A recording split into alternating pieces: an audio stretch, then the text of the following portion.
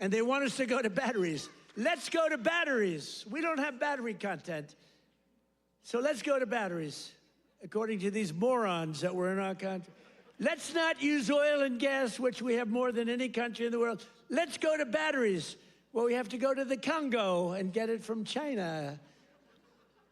But I actually stopped the war with Congo and Rwanda, and they said to me, please, please, we would love you to come and take our minerals, which we'll do.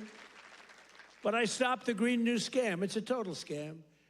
And, you know, we had, they used to call it global warming.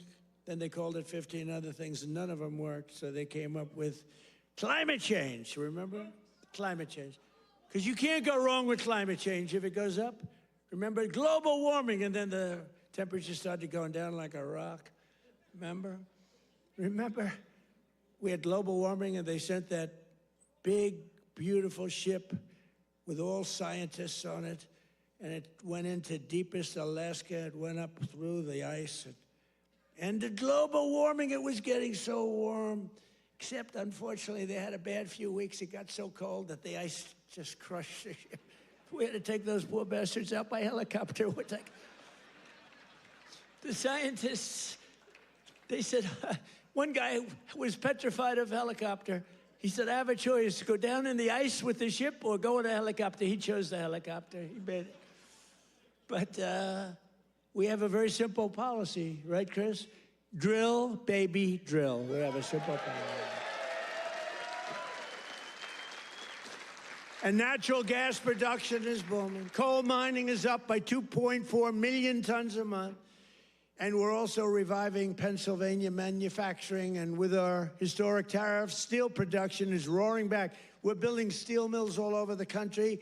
And U.S. Steel is coming back at a level never thought possible before. And I was up.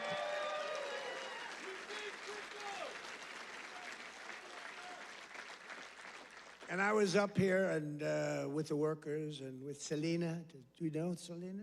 Does everybody know? And with some other people.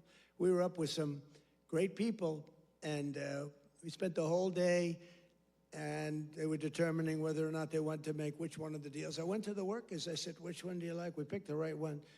As I said before, billions of dollars they're spending. And the steel workers are doing phenomenally better. I think you're going to do better than you've ever done before. You were losing all of your steel. If we didn't have tariffs, you would have no steel. We wouldn't have one steel mill anywhere in the United States.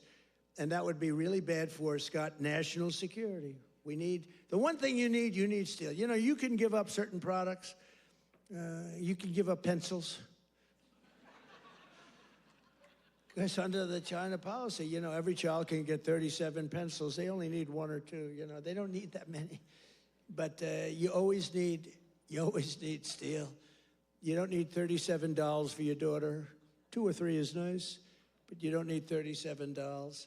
So we're doing things right. We're running this country right. We're also putting thousands of dollars in the pockets of hardworking Pennsylvanians with the largest tax cuts in American history.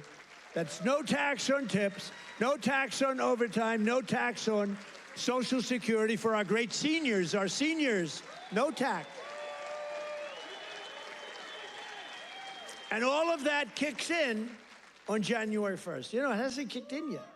I mean, we're doing great, and it hasn't kicked in yet, and it's amazing. And it's one of the reasons they said, sir, would you mind going on the trail?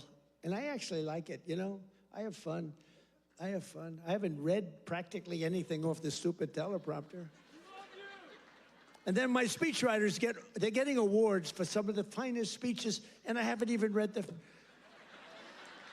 And the award for the finest writer in the history of speechmaking, Ross. Where are you, Ross? Are you here, Ross? Where the hell is Ross? Ross, are you here? Look, first time I've ever introduced him. Ross, get over here. I got it. He's a young, handsome man. He's the greatest. Thank you, Ross. Very low-key guy. Thank you. Look at Ross. He's so shy. I can't believe it. We're joined today by Donna Zajac, a mom and a waitress of over 45 years who lives in Stroudsburg. Does everybody know where Strouds? I know where it is.